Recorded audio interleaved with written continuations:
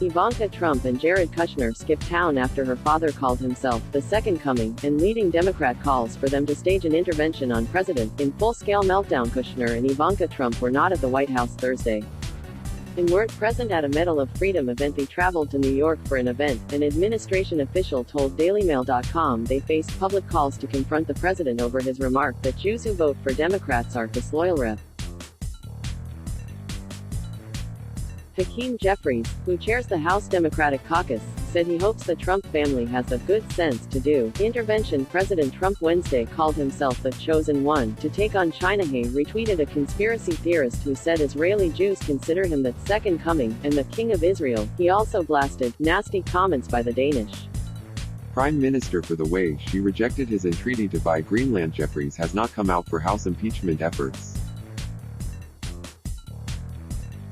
Political editor for DailyMail.com published 17:15 British Summer Time, the 22nd of August 2019, updated 1:13 British Summer Time, the 23rd of August 2019. Ivanka Trump has come under fire for failing to intervene to stop her father's explosive comments about Jewish loyalty, even as a top Democrat called for a clinical intervention to address the president's public meltdown. The first daughter, who converted to Judaism when she married Jared Kushner, did not attend a White House Medal of Freedom ceremony for Boston Celtics great Bob Cousy Thursday. Also not attending was Kushner, who was at the White House Wednesday and met with the president before Trump doubled down on previous remarks and said Jews who voted for Democrats were being disloyal to Israel and other Jewish Americans. Kushner was previously a Democrat and his brother, Joshua Kushner, is a registered Democrat. The Kushner family has long promoted Israel and backed settlements there. The couple are both Orthodox Jews. Kushner traveled to New York, where he was to speak Thursday at a Milken Institute event. He was accompanied by his wife, according to an administration official. Kushner is slated to go with the president to France this weekend for the G7 meeting. The short-term trip was planned in advance of the president's controversial remarks. The power couple are often under pressure from critics who want them to use their influence to try to get the president to dial back some of his controversial positions and rein in some of his impulsive statements. A CNN headline declared them publicly missing in action. Amid the uproar, first daughter Ivanka Trump faced criticism for failing to restrain her father's remark that Jews who vote for Democrats are disloyal. She converted to Judaism when she married Jared Kushner. Their absence came as CNN host Anderson Cooper delivered a sarcastic monologue where he ripped the president's daughter, saying she must be very proud of her dad, who was unusually quiet Thursday and uncharacteristically restrained online, even in his attacks on Federal Reserve Chairman Jay Powell. Ivanka Trump must be very proud of her dad tonight, Cooper intoned Wednesday evening on his show. And you can probably just watch for an Ivanka leak in the coming days about how she tried to talk her father, to change that kind of language. It's a classic Ivanka move, he mocked Aaron David Miller, who has advised numerous presidents of both parties on Middle East policy, invade on Twitter, Trump's pro-Israeli policies, his son-in-law's Judaism, his daughter's conversion cannot mask his shameful effort to weaponize one of the anti-Semitism's primary tenets, disloyalty. Opportunism, politics and Trump's prejudiced views of Jews mix easily in a nasty witch's brew, he wrote. Ivanka and Jared, who both serve as senior advisors to the president, have long chafed at public demands they take on the president in public, amid expectations from Trump critics that they operate a moderating influence. The focus on Ivanka and Jared's whereabouts and calls for them to confront the president over his statements about Jews in particular came as the chairman of the House Democratic Caucus called for the Trump family to take part in a clinical intervention with the president. Representative Hakeem Jeffries of New York also called for the cabinet members to take action to declare President Trump unfit to serve. Jeffries made the plea online late Wednesday night, hours after President Trump declared himself the chosen one to take on China, after retweeting praise from a conspiracy theorist who said he is the king of Israel and the second coming. This guy is having a complete and total meltdown, Jeffries tweeted at 10:30 p.m. Wednesday. The sycophants in the cabinet lack the guts to deploy the 25th Amendment. Will his family have the good sense to engineer a clinical intervention? We can only hope, he wrote. President Trump called himself the chosen one to take on China Wednesday and explained the collapse of his effort to buy Greenland, prompting a Twitter trend for by accusing Trump's cabinet of lacking fortitude, he was needling them to take action to vote to declare Trump unfit to serve, in a constitutional move designed for when a president is incapacitated or otherwise unfit. Jeffries didn't explain what he meant by a family clinical intervention. Trump has decided to run for re-election, and has been aggressively campaigning around the country, while attacking political rivals. Democrats including Senate Majority Leader Charles Schumer, who is Jewish, blasted the president for using the trope of dual loyalty, which has been used to target Jews for centuries, under the 25th Amendment, in a case where a president resists. The matter gets thrown to the Congress, making it a highly unlikely gambit. That is an argument that Jeffries and others have been making against impeachment, where even if the House were to act, the effort would almost certainly die in the Republican-controlled Senate. Jeffries wants the Trump family to have the good sense to intervene. First Lady Melania Trump is pictured. This guy is having a complete and total meltdown. Democratic Caucus Chair Rep. Hakeem Jeffries tweeted. Jeffries said cabinet members lack the guts to invoke the 25th Amendment. Jeffries said Trump family members should stage a clinical intervention on Trump. Here Pope Francis meets President Donald Trump, First Lady Melania Trump, Ivanka Trump, Jared Kushner and delegation at the Apostolic Palace on May 24, 2017 in Vatican City, Vatican. Jeffries pointed to Trump calling himself the chosen one, and tweeting about being the king of Israel. Twitter users immediately noted that the impeachment mechanism is one Jeffries has so far rejected. He has not signed onto the drive to begin an impeachment investigation, although a majority of his caucus, 127, now has, like Speaker Nancy Pelosi. Jeffries wants existing investigations to continue before committing to impeachment path. During former special counsel Robert Mueller's House testimony, Jeffries tried to grill him to get Mueller to admit that Trump's actions could meet the definition of obstruction of justice. A hashtag about the Constitution's 25th Amendment was trending on Twitter Wednesday after a landmark day where President Donald Trump called himself the chosen one to take on China and lashed out at the Prime Minister of Norway after his idea of buying Greenland collapsed. Celebrity Nancy Sinatra, lawyer George Conway, and relatively unknown Twitter users joined in the fray, on a day when the president blasted out a glowing accolade from a conspiracy theorist who said Israeli Jews considered him the second coming. Conway, the husband of counselor to the president Kellyanne Conway, tagged a tweet to his 642,000 followers. So, Mr. Vice President, members of the cabinet, members of Congress, what's it going to take for you all to acknowledge what you and we all know, that the President of the United States is mentally unstable and unfit to serve? Conway also tweeted out a psychological word of the day, decompensation, defined as a breakdown in an individual's defense mechanisms leading to loss of function. Former White House physician Dr. Ronnie Jackson, who Trump nominated to run the Veterans Affairs Department but who withdrew after his nomination was imperiled, declared Trump in excellent mental and physical condition after he took office.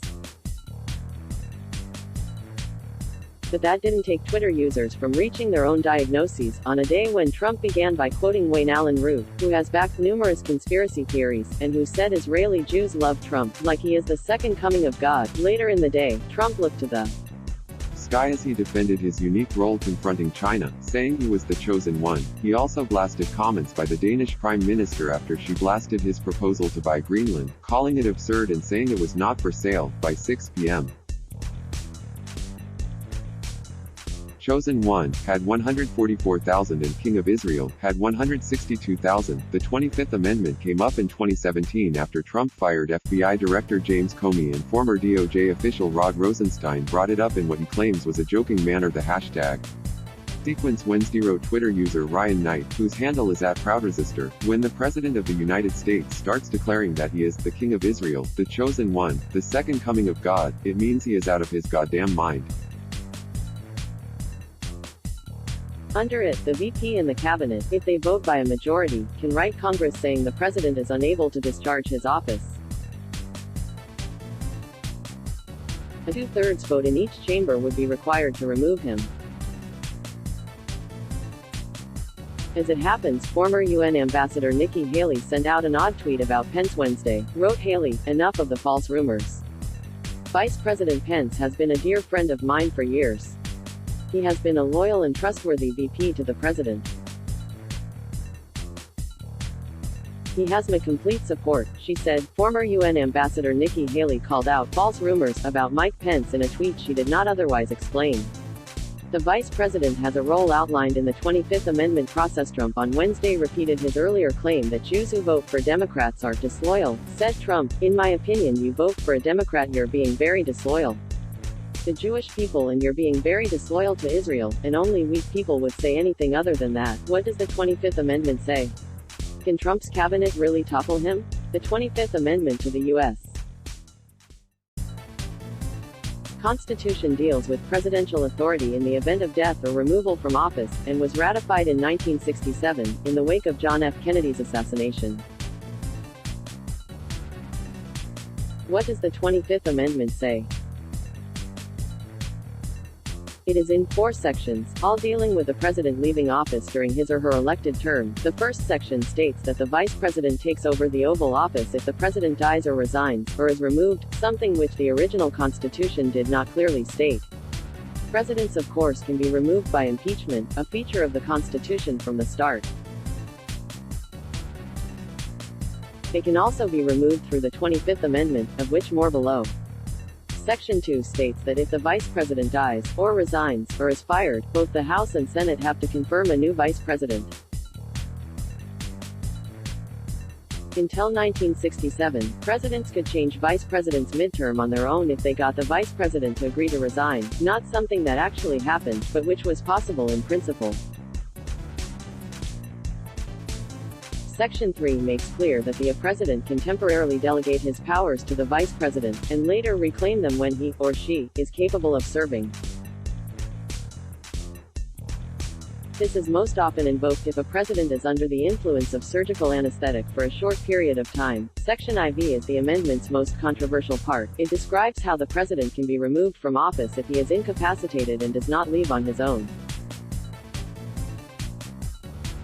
The vice president and a majority of either the principal officers of the executive departments or of such other body as Congress may by law provide, must write to both the president pro tempore of the Senate and the Speaker of the House, saying that the president is unable to discharge the powers and duties of his office. The term principal officers of the executive departments would mean the cabinet secretaries.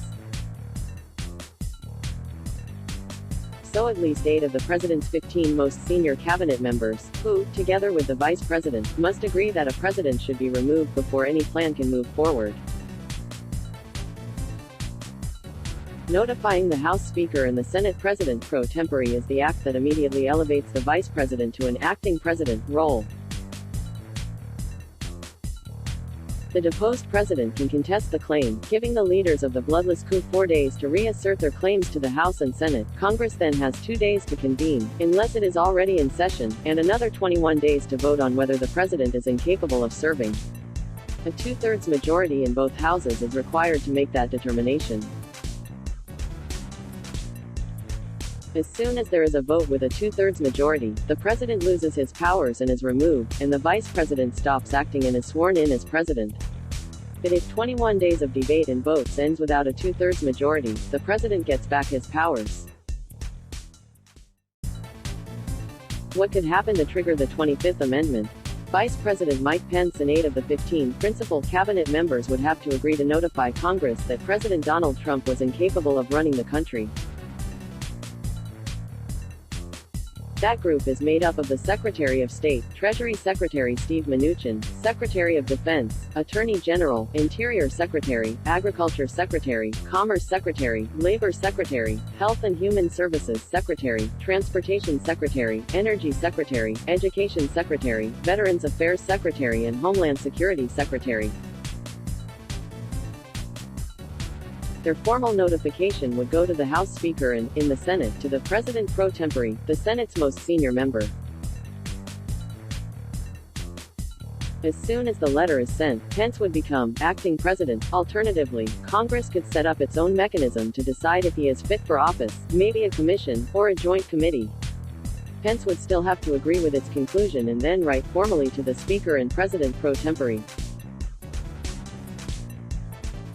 Or another possibility is that the pool of principal officers is considered to be bigger than the 15 and a majority of that group call Trump incapable. What if Trump does not agree? If Trump claims he is capable of holding office, he would write to the House Speaker and the President pro tempore of the Senate within 4 days, setting up 3 weeks of intense debate in both houses of Congress.